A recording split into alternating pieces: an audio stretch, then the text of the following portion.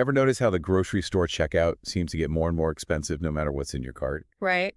It's Yeah. like we're living through that childhood fear of our allowance suddenly buying way less candy, except it's not candy, it's, well, everything. Yeah, it's rent, it's groceries, healthcare, basically adulting in America right now. And that's exactly what we're diving into today, this cost of living crisis everyone's talking about. Absolutely. We've got this really insightful report that breaks down exactly what's happening in the U.S., why you should care, and what you can actually do about it. Yeah, this report calls it a perfect storm of economic factors, and it really does feel that way. It's like everything's hitting at once.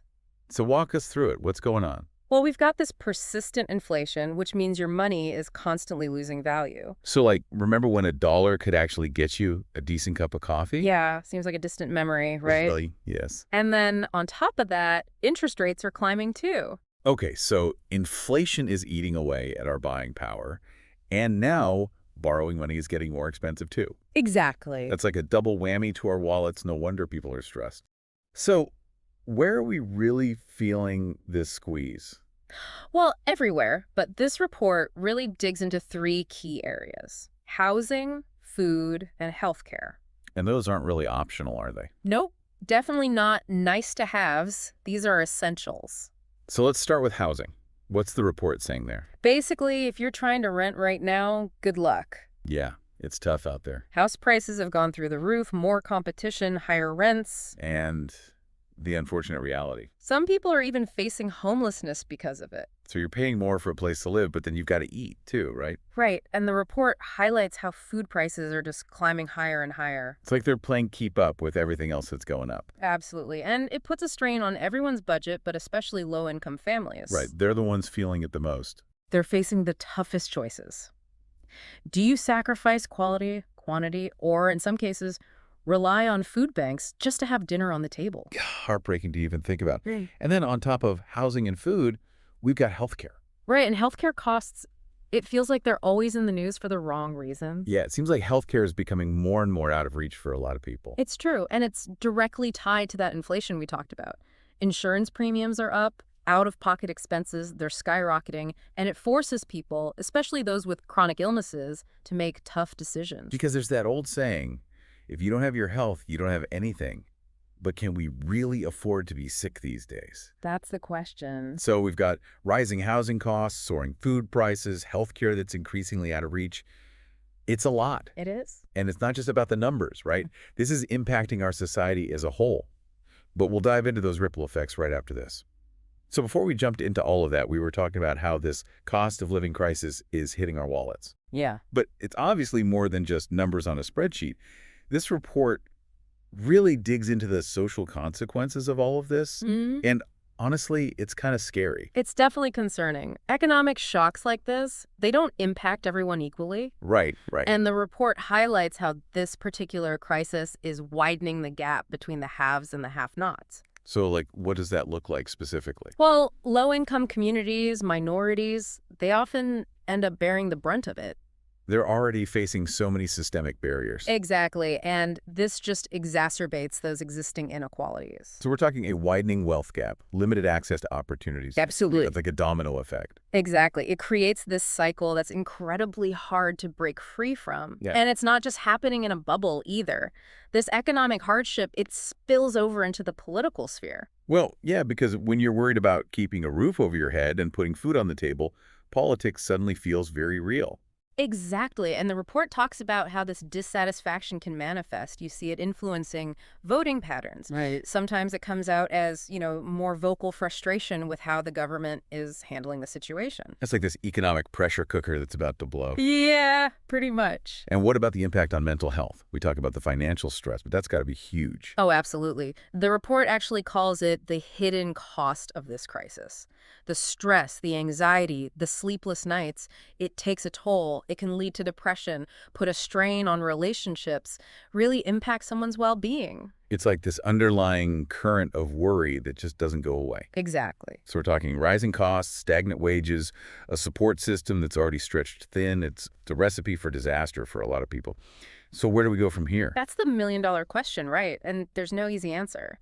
But the good news is This report, it doesn't just leave us hanging. Mm. It actually dives into potential solutions, things that we can do as a society to navigate this crisis, hopefully create a more equitable, sustainable future. Okay, so there's hope. Yeah. Tell me more, because I think we could all use a little dose of optimism right about now. So what are some of the solutions that the report suggests? Well, it's not about finding one magic solution, right? It's about tackling the problem from different angles. One key area that the report highlights is the role of government intervention. So like policies and programs designed to help people who are struggling. Exactly. Think housing subsidies to make rent more affordable, price controls on essential goods, expanding access to healthcare. These are all ways to kind of address those pressure points that we talked about earlier. It sounds promising, but I imagine there are challenges, right? I mean, these kinds of interventions aren't always easy to implement. You're absolutely right. And the report acknowledges that these solutions come with their own set of hurdles. Yeah. Political roadblocks, budgetary constraints. The challenge of making sure that these programs are actually effective, it's complicated stuff. So it's not just about waving a magic wand and making everything better overnight. If only it were that easy. It takes careful consideration, strategic planning, a long-term commitment to make a real difference. And it's not just about top-down solutions either. The report also highlights the importance of empowering individuals. Okay, I like the sound of that. What do they suggest? Well, they really emphasize financial literacy. So giving people the knowledge and tools to navigate their own finances, even in this kind of crazy economy. Exactly. When people understand things like budgeting, saving, investing, it gives them a sense of agency, even when everything else feels totally out of control. It's about equipping people to make informed decisions, Yeah. kind of weather the storm, so to speak. What other interesting solutions does this report explore?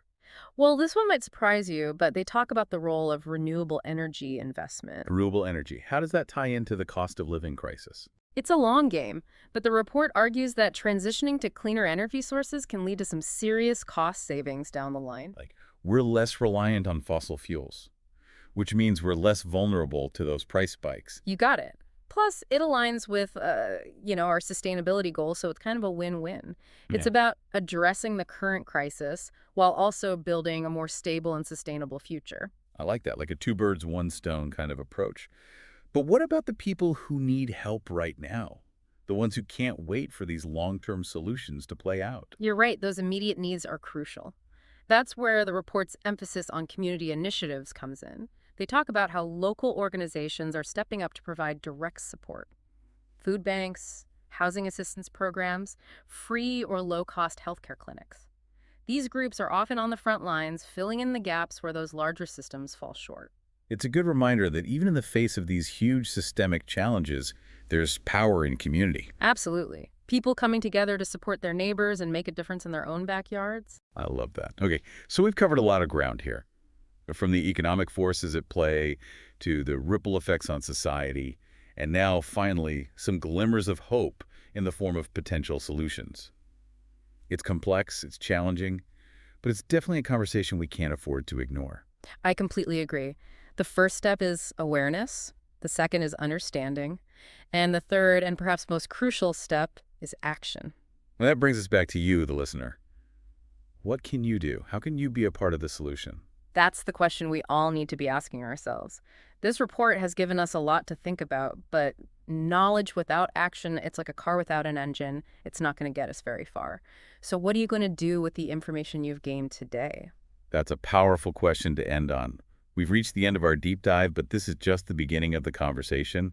We encourage you to keep exploring, keep asking questions, and most importantly, keep the conversation going.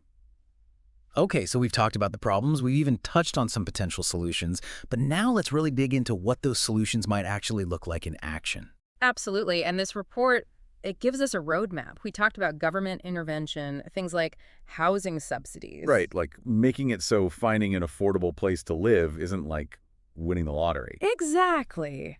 These subsidies could really help those folks who are struggling to keep a roof over their heads. Makes sense. And what about those grocery bills? They just seem to keep going up and up. Yeah, it's a real problem. This is where the report brings up price controls. Price controls, isn't that a little drastic? I know it sounds that way, but the report argues that in certain situations, putting a temporary cap on the prices of those essential items can kind of help stabilize things, give some breathing room for families who are struggling. It's about making sure everyone can afford the basics. Food, shelter, those aren't luxuries. Exactly. They're necessities. Mhm. And speaking of necessities, we can't forget about healthcare. Right. Healthcare costs are a whole other beast. This report talks about expanding access to affordable healthcare. When people can't afford to see a doctor or get the treatment they need, those problems don't just go away. It's like ignoring a leak in your roof. Exactly. You might save a few bucks in the short term, but eventually it's going to cost you a whole lot more. So prevention is key. Right. Preventative care, early intervention, those are essential for a healthy society. But here's the thing, these big solutions take time, resources, they need political will to happen. That's why this report also talks about what we can do as individuals. Okay, because we can't just sit around and wait for the government to fix everything. Exactly. And sometimes the simplest solutions are the most powerful, like budgeting. Budgeting, I know I should do it, but So many of us avoid it. This report really emphasizes financial literacy, understanding where your money is going, figuring out where you can cut back, and just having a plan for your money. it's about taking control. Right, exactly. And then there's that idea we talked about earlier, investing in renewable energy. Right. That one really got me thinking. We all know gas prices are all over the place. But imagine if our homes were powered by the sun. Our cars ran on electricity. We'd be less reliant on those fluctuating fossil fuel prices. Creating a system that's good for the planet and good for our wallets. Exactly. But let's be real, those big changes take time. And people need help now. That's where those community initiatives come in, right? Yes, food banks, housing assistance programs, free and low-cost healthcare clinics. These are lifelines for people who need help right now. It's amazing to see people stepping up, even with all these huge problems in the world. It's a good reminder that we can all make a difference. So where do we go from here? What's the takeaway for our listeners? Well, we've covered a lot in this deep dive. We explored the reasons behind this cost of living crisis, how it's impacting real people, and we've even talked about what a better future could look like. But the most important thing is this. This isn't someone else's problem. It affects all of us, and we all have a stake in finding solutions. It's easy to feel overwhelmed. But this isn't about feeling powerless. This report, this conversation, it's about empowerment. Exactly. Whether it's advocating for change, supporting those local organizations, or even just making informed choices in our own lives, every action we take, even if it seems small, can make a difference. We started this deep dive asking why you should care about the cost of living crisis. And I think the answer is pretty clear. It's not just about numbers. It's about people, our neighbors, our communities, and the kind of world we want to live in. Well said. We have the power to shape that world, but it's going to take all of us. So true. Thank you for joining us on this deep dive. We'll see you next time.